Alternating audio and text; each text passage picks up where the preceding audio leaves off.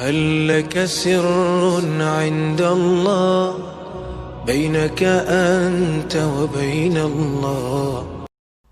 السلام عليكم ورحمة الله وبركاته. بسم الله الرحمن الرحیم. اگر دچاری بیماری و کم قوتی شدی، دعایی برای آرام گرفتن بر این درد وجود دارد. به این حدیث توجه کنید. یکی از اصحاب رسول الله صلی الله علیه و سلم از بیماری و دردی که در جسمش بود به پیامبر صلی الله علیه و سلم شکایت کرد.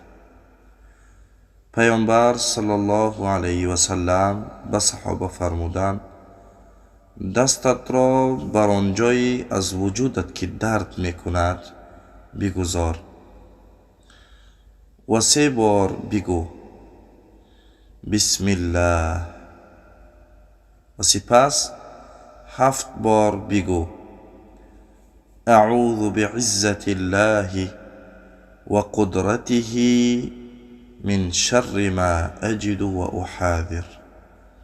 یعنی پناه میبرم به عزت و قدرت الله از شر آنچه دچار میشوم و از آن میترسم.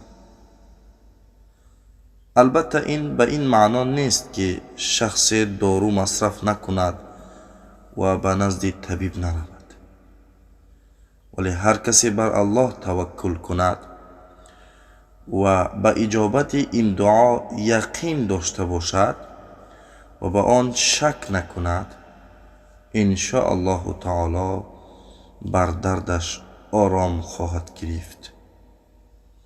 الله متعال همه بیماران را شفای کامل و عاجل نصیب کند.